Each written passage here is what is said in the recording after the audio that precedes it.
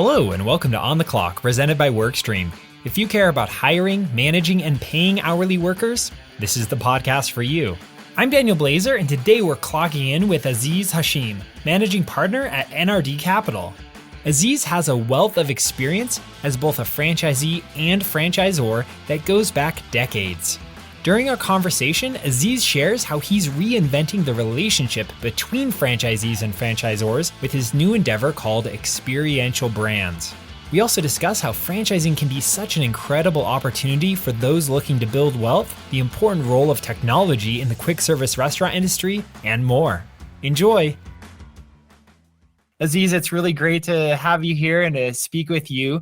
I'd love to hear, to get things started, just a little bit about your background in the restaurant industry and franchising, and then also NRD Holdings and NRD Capital.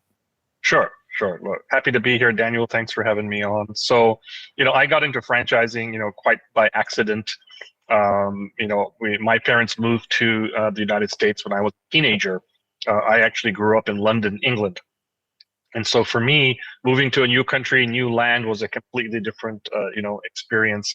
And I didn't have any friends or anything to do. So I got a job at a fast food restaurant because that was also during those days sort of a rite of passage. If you're a teenager, you kind of work in fast food. That's how you pass your summers. There were no internet. you couldn't drive an Uber or become an influencer. Basically the only job you could do is work at a grocery store or a fast food restaurant. So I started working in fast food as a teenager, and next thing you know, I spent the better part of 8 years, all of my high school years and all of my college years, working in the QSR industry, and growing from just an entry-level employee, washing dishes and mopping floors, to finally becoming a multi-unit manager. And so when I graduated with my degree in electrical engineering, I felt like I didn't want to be confined to a cubicle. I missed sort of the hustle and bustle of the QSR industry. So I made a very difficult decision, and luckily with the support of my parents, who would have been right to have been very concerned about that, because that was an expensive degree and something that I really wanted to do. And now that I have it, I'm sort of abandoning it and saying, I want to go into the restaurant business. But they were super supportive, and so they gave me some seed capital and allowed me to go off and find my dream in the QSR industry. So I started by opening one restaurant, and of course when you start a restaurant, you have to incorporate, and that's best practice. You don't put it in your personal name. So being very aspirational, I called the company National Restaurant Development, because I felt I had national aspirations, and I was dealing with national brands, and so I called it that. So as time went on, National Restaurant Development grew, and then it became a franchisee of multiple brands. And so at some point, I decided to do the IBM or Hewlett-Packard thing. I contracted the initials, National Restaurant Development, into NRD, and turned it into NRD Holdings, because it was now a holding company of a number of brands that I was a franchisee of. So that continued for a long time. And then later, when I decided to try my hand at being a franchisor, then further, it was an evolution, and NRD Holdings turned into NRD Capital, because now we were, raising money through our private equity fund and investing that money into brands. So that's the evolution. And it sort of shows both ends of the spectrum that I've been very privileged to be a part of. It's very few people who have been a franchisee multi-unit and then a franchisor multi-brand, and also had the privilege of representing both sides of that industry. I think I'm one of the few people, or the only person, that has been a chairman of the International Franchise Association, which is largely a franchisor, association, although it does include franchisees. And on the other hand, being the chairman of the multi-unit franchisee conference. So I've been very privileged to have been elected to both ends of the spectrum from a service point of view as well. So it's been a really interesting ride. Yeah, that's very cool. So you kind of talk about how you kind of Yep. started with this rite of passage, working in a Yeah. restaurant, Yeah. and that paved you the way to where you are now. Yeah. In between there, what was it about developing and expanding franchise restaurants that was just something that kept you driving forward, that you wanted to dedicate your life to, so to speak? So I think the primary thing is that I realized very early, because when I was working in these fast food restaurants, I was working for franchisees. And I saw the transformative impact of franchising. I mean, it changed the trajectory of my family. I mean, we came from very modest, beginnings. And there is no way that, someone should be able to, in business, go, unless you're Steve Jobs or something and you invent Apple or some, crazy technology. It's difficult with a very small amount of capital to actually become successful entrepreneurially. And so I realized that franchising is probably, in my opinion, the most important and impactful business invention in the history of mankind. And not only that, it's a very human invention, in the sense that when you franchise, you are in essence borrowing for a fee, but you're licensing someone else's idea. Someone created a brand, it became successful, and they're willing to share that with you so that you have that opportunity. So it's an incredibly powerful tool. And I've seen, in my own experience, dozens of people achieve financial independence, and broadly, there are tens of thousands of, families in America that, through the power of franchising, have become, sort of masters of their own financial destiny. So I see franchising as sort of the quintessential way that an ordinary person with limited means, who doesn't necessarily have to be an expert in the restaurant business or the pet services business or the home improvement service, someone will show you their model and let you use it and achieve success for yourself. So to me, it's a passion, because I've seen what it's done for my family, and I want to help other people achieve it as well. Yeah, that's really cool. I love the way that you put that, and very powerful, kind of the way that you framed that as well. Um, More recently, I know you've been making some waves with experiential brands. Yeah. Can you talk a little bit about what is experiential brands? A brief overview.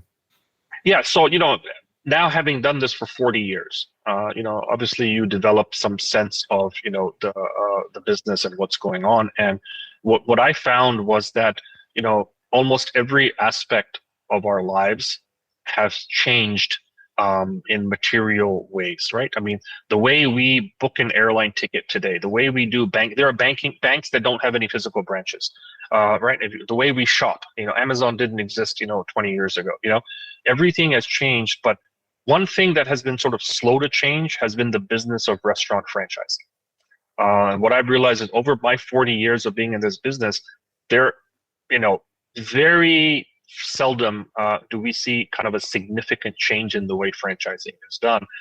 And that doesn't take into account the modern realities. So I felt, and my team felt, that we need to do like a franchise reset, if you will, restaurant franchising 2.0. I don't want to use the word disrupt, because I don't think that's quite appropriate here, but it needs to be reset. Food is still food. Feeding people is still feeding people.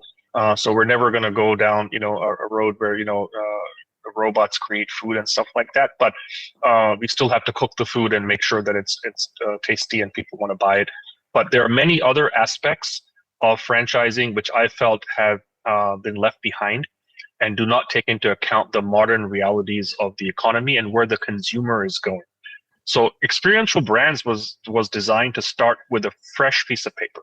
Let's say we had to start restaurant franchising brand new and get rid of all the old notions, assumptions, whatever, sacred cows there may have been in the past. How would you build a franchise today? And what we came up with is that, one of the most important things is for franchisees to manage their risk. When I started, there were a fraction of the number of outlets that there are today. You could open anywhere and you could do anything, and your chances of success were pretty high. I mean, you could we had, the anecdote was, you could just throw a dart on the map somewhere, open a restaurant, branded restaurant, and it'll do fine, because America was growing population-wise in every way, income-wise, and it would work. in the last few years, particularly after the great financial recession of 2008, 2009, it's been a different story. But franchising hasn't adapted in a way, the metrics for franchising haven't really worked out for the franchisees in the way that I would like to see it. For example, the notions that are still used today to measure whether a franchise is good or not good is, for example, sales to investment ratio. Okay, that metric to me doesn't work anymore. It worked 20 years ago, maybe worked 10 years ago. It does not work today because you can have really high sales and lose a lot of money. So sales to investment ratio and things like that don't really work anymore. So we had to come up with a new way of thinking about how do franchisees make money. Because remember, at the core, I'm a franchisee. Yes, I'm a franchisor now, but I started, with a shoestring budget, 35, 40 years ago. And so I really feel for the franchisees.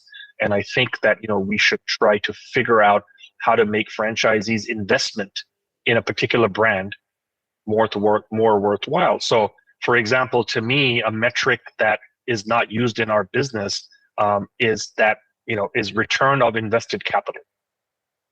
Right? I mean, who cares what the sales to investment ratio is? What matters is if you put in money, how fast can you get your money back? Isn't that the point of business? There should be a return on investment, And so at Experiential Brands, we said we're going to design a suite of brands that focus on franchisee profitability. That is the one and only metric. There are no other metrics. Everything we do is dependent upon whether or not we achieve more franchisee profitability or not. If we don't, then that's not something that we should be pursuing. So that's what brought about Experiential Brands. And other assumptions, for example, over the past few years is that if it's fast food or fast casual, the quality must be low. Because what can you expect for $8 or $10? You can't expect quality, but that's also a false notion. So we've created a suite of brands which people eat and they say, this is ridiculous. How can you sell me this for $7? This is nuts. But when you design a business for franchisee profitability, what happens is the cost to open goes down. And when the cost to open goes down, the menu goes down. Simplification of menu items, that means the labor cost goes down, which means that you could sell food for a lot cheaper, because you have a lot fewer costs to overcome. So these are ways that Experiential Brands sort of seeks to evolve the business of restaurant franchising and make it more appealing to today's investors. Yeah, makes a lot of sense. And a lot of what you said, that's, it's exciting because it's something new or a shift in the paradigm, like you're saying. I feel like, as I've been speaking with different people for this podcast and other stuff at WorkStream, I've heard examples of like a really good franchisee-franchisor relationship, and I've heard less good examples. What do you think is like ultimately what makes a good partnership between franchisors and franchisees? And I think some of the stuff you already said is a great place to start, but what are some other things that you feel like really make a good partnership there? So I think that, any relationship, whether it's a franchisor or franchisee, or whether it's a familial relationship or anything, is, really based mostly on trust. Right? So trust is at the very, very core. And if you don't have trust, then it's very difficult to be aligned. And when you're difficult to be aligned, then the relationship is not going to go well. Daniel, a lot of people don't understand that, while franchising is an incredible business model, at its core, the financial goals are diametrically opposed. Franchisors take royalties on the top line, not the bottom line. So imagine that. You could actually be losing money, but the franchisor still gets paid. In the same way, the landlord still gets paid, and your mortgage still gets paid, and your employees still get paid, right? But the franchisee makes money off the bottom line. There has to be something left after all the expenses, including the franchisor's royalties and marketing expenses, right? So on the surface, it is a very diametrically opposed, right, relationship. And there have been a lot of the relationship problems in our industry have been caused by decisions made by the franchisor, which the franchisees deem to be insensitive to their bottom line concerns, such as over discounting or creating expensive or more complicated products which adds to their labor, et cetera. So I think the first thing is trust. Do you trust each other? And if you trust each other, then you know that sometimes the franchisor will make decisions for the good of the brand, which may not be particularly appealing today, but it's the right thing to do. And then the franchisor would also trust the franchisees when they say, look, man, this is just not going to work. This is adding levels of complexity to our operations. We're already finding it difficult to staff. Please don't do this, right? So there has to be this dialogue that's based on trust. And I think if you have trust, then you can work with each other. When you have distrust, then even if someone's working with good intentions, you're not gonna get anywhere. So I think that the trust is really critical. The other thing to keep in mind is franchisees usually sign very long franchise agreements, 10, 15, 20 years. There's not a lot of franchisor management teams that are going to be around for the duration, right? The average, I don't know what the latest statistic is, but the average CEO lifespan is like 4 to 5 years, So if you sign a 20-year franchise agreement, you may see 4 different management teams, right? So as a franchisee, you're a little vulnerable. You've already made the investment, right? And now you're kind of at the mercy of, whoever comes in, right? At the same time, the management teams have to be sensitive that, they may have just come on the job today, but these people have been here perhaps for decades, and so that they should listen to what the past experiences have been. So I think trust is a huge component. If you show me a really good relationship between a franchisor and a franchisee, I will show you a very strong franchise advisory council or committee where they're in regular dialogue with the management. And you will see that there is not a lot of egos there, that we're all in it, together. So I would say, trust is probably the number one factor in creating success, over the long term. And trust, as you know, takes a long time to build and can be broken, immediately. We recently had a pandemic event where a lot of those trust relationships were tested. The behaviors of the franchisors during the pandemic really, shed a light on which management teams cared about the franchisee, and and some of them just went all out. I mean, the support was phenomenal, and others played very hardball. Say, look, we're sorry, whatever, but we're not going to be able to extend, any forbearance to you. You're going to have to figure it out. I must say, though, that was in the minority. Most franchisors really stepped up and, helped. And I think actually the pandemic, by and large, this is anecdotal, I don't have numbers for it, by and large improved franchisor-franchisee relationships by huge measures.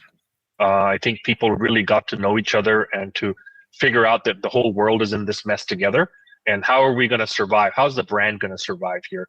Let's figure it out. So I think it was, an unfortunate, obviously, global event, but in some ways, it really did help solidify the relationship in many, many companies. Yeah. Well, that's really good to hear that perspective. I have kind of a follow-up question that maybe relates to kind of the aftermath that we've experienced over a couple of years. I've heard a lot of people just kind of, random comments, people talking about how the level of service that they've been receiving at restaurants has kind of gone down. And there's a lot of factors, obviously, that play into that. But because you were talking about royalties a little bit, I've kind of been doing some research before our conversation. I've heard that you had some interesting perspectives on how some of the rising royalties might actually contribute to some of the falling service. I'd just love to kind of get your perspective on that. Yeah, so I think, the franchising in general, as I said at the outset, is a really good deal. The average royalty in a franchise system is 5%. If I had a secret of how to make money and I let you borrow that secret for 5%, you would take that deal all day long. And that's a great deal. But what happens when you achieve saturation? If you're a franchisor and you've achieved a certain level of saturation and now growth has slowed down, you're not getting any more royalties. But expenses keep going up, right? So just because you're a franchisor doesn't mean your expenses don't keep going up, right? So what's happened is, again, in the evolution of franchising, is a lot of franchisors have realized that, the only way we can improve our bottom line is to cut service, because we're getting the same amount of royalty no matter what. And so where do we find savings? Because I can't charge the franchisees anymore because we have a contract, right? And so this is what leads to a reduction in service sometimes, and that's an unfortunate, situation when it comes to the royalties and the service part. On the other hand, franchisors that are growing and developing new royalty streams are often able to reinvest that and to to hire more people and to get more help. So I think it's the business realities of being a franchisor today that growth has slowed. During the pandemic, people weren't rushing out to open new stores. After the pandemic, the interest rates went up, as we know. So there was no financing for new stores. So if you're a franchisor and you have 2 or 3 years of kind of stuck revenues, you got to find cuts. And sometimes, unfortunately, those cuts are in the level of service that you provide to franchisees. And that can be irritating, at best. And, at worst, it can cause confrontation because the franchisee feels like, we're not getting the same level of service that we used to get, prior. Difficult problem to solve, and especially for franchisors that are not, like I said, growing, and so they're not getting new sources of revenue. But still, the trust element comes in, right? So this is for where you have open and candid dialogue between the franchise advisory council and the management of the franchisor, and say, look, how can we do a better job? Now, the good news is that there are offsets, such as technology. If you have to reduce an FBC's span, where it used to be, a person was managing 50, and now they have to manage 100 for whatever reason. But does that mean that they can't get on a Zoom call? Yeah, it's not the same as a personal visit, but at least you're in touch, right? I mean, we hear franchisees saying, look, we don't hear from our FBC but once a year. That's kind of unacceptable. That's a level of service that we really can't, work with. So I think that there are compromises. There are ways. Again, if you have trust, and we all believe we're in it together, and if franchisees have to understand that the franchisor is a business too. That's a business too. They've got to make money too. And so if you don't, have that core understanding, that empathy for both sides, then you're going to have these issues. So I think there's a lot to work out there, but I think it's possible to have positive dialogue. Yeah, absolutely. I wanted to ask a question. You brought up technology. Obviously, that's where Workstream kind of fits in. Is kind of provide that kind of forward-looking technology for quick service restaurants to hire and all that good stuff. What would you recommend? That's a little bit more of technology on the worker side of things. But how should franchisees and franchisors work together as they're optimizing kind of the labor side of things and using technology in that regard? Yeah, so I think, labor is probably the challenge of the day. And I believe that it will continue to be the primary challenge for years to come, because we're not growing the labor force nearly as fast as we would like. And there are alternatives, as I mentioned, to working in restaurants and other franchises. Now, young people have lots of options. And, I don't know about you, but most of the Uber rides I take, I like to talk to the drivers. And more often than not, maybe 80% of the drivers had worked in a restaurant some point in their past, but they don't anymore. And when I ask them why, they say a variety of reasons, but, flexibility and the ability to work when they like, and, things of that nature always come up. So that means that the labor force is not growing, but we still need to staff our restaurants. So technology has to be, involved. So here again, we have a situation where the franchisor can provide leadership in identifying, as part of their tech stack, technologies that really work. And I remember, our interaction with Workstream was such that, our when we used to own Fuzzy's taco shop, which we don't anymore, but our team found Fuzzy's for our corporate restaurants, and it worked so well that they passed it along to the franchisees, and that's sort of how I even became aware of Workstream in the first place. So here's an example of a franchisor looking out for technologies that can help. and then making those technologies available to their franchisee base. So now, every brand has a tech stack, and a big part of the tech stack is labor, but it's also food cost. It's also many other, areas of the business, scheduling and whatnot. And so technology will play a huge part moving forward. But all technologies, as you know, Daniel, are not created equal. And part of the franchisor's responsibility is to identify and vet tech solutions that actually work, and negotiate good deals for their franchisees. At the same time, franchisees are becoming more and more sophisticated, and sometimes our franchisees bring tech to us, and they say, "Look, we found this. We would like to try this." Okay. And on our side, we're quite open about that. There are some brands that are a little bit more, conservative there, and rightfully so. If we need to protect what comes into our ecosystem, our technology ecosystem, to make sure that it doesn't, cause unintended, harm. But franchisees are now becoming more and more sophisticated. They have IT departments of their own. Back in the day, we didn't have that. There was the notion of a franchisee having a head of information technology was a crazy notion. Like, that's what we pay the franchisor for, but not anymore. Because of the sheer amount of technology that's being brought into the restaurants, a lot of the larger franchisees are having to bring in their own technology officers, and sometimes they uncover solutions which they bring to the franchisor. So once again, we are talking about synergy, collaboration, dialogue, communication, trust, working as a partnership, not like, hey, I'm going to tell you, what to use. Those days are like long gone, so important, very important. Yeah. I had kind of a follow-up question. Obviously, like you said, the trust element is super important when it comes to a franchisee adopting that new technology that's been vetted. What would you say, like, from a practical standpoint, like, logistically, what would you say is like the number one obstacle for a franchisee not wanting to adopt new technology that's been recommended by the franchisor? I think there's a number of factors. One is comfort, right? So not everybody is as comfortable with technology as the next person, right? So we can't assume that if you're a franchisee, that somehow you will be comfortable, downloading some software and doing something. So that's number one. Fear of change is always there. It's like, I don't want to change anything. I don't want to break anything. I don't want to make a mistake. And I think those are very important things. Number three is just resources, right? I don't have the time. So busy. I make a comment that, I encourage franchisees to work on their business versus working in their business. If you work in the business, and sometimes you have to because, you're short of help or whatever, but long term, you're not able to then expand your horizons.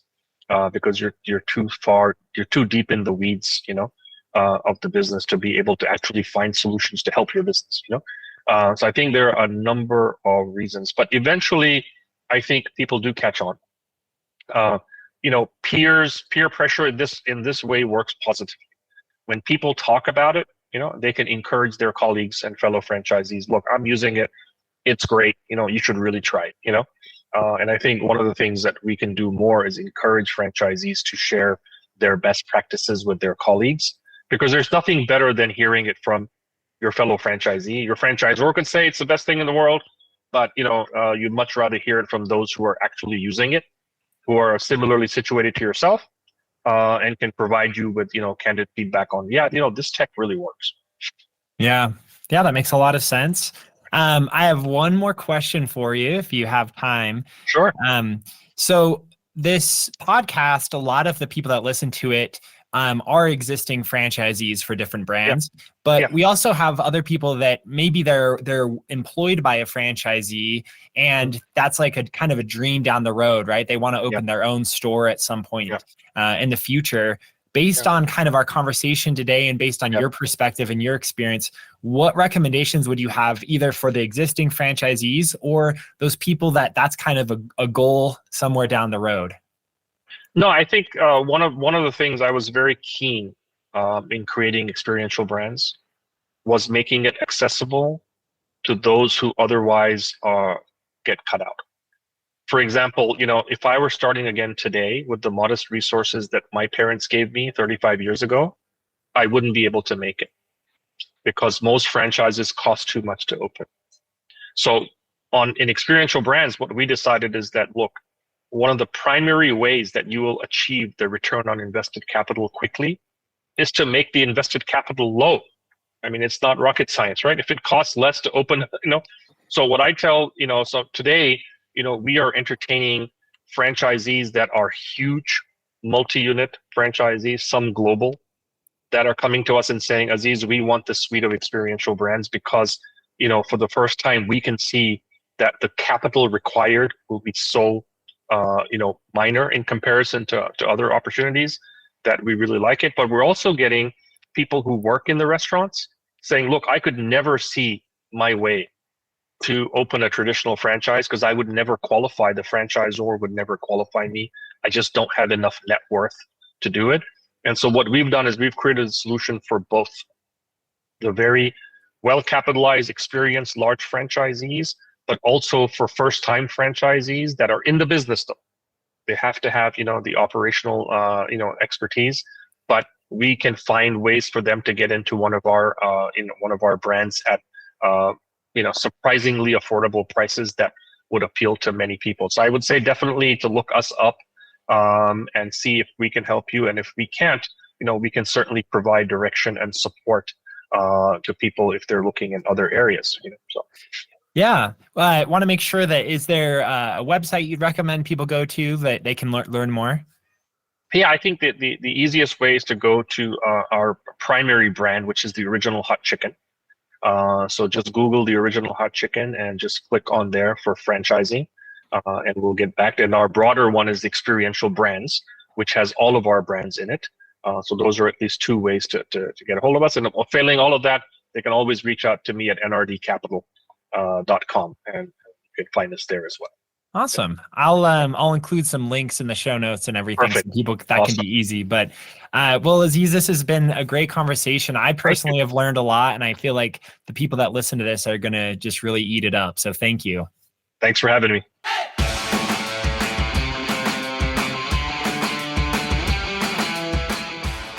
Thank you for listening to On the Clock. For more info, visit workstream.us/podcast. Until next time, we're clocking out.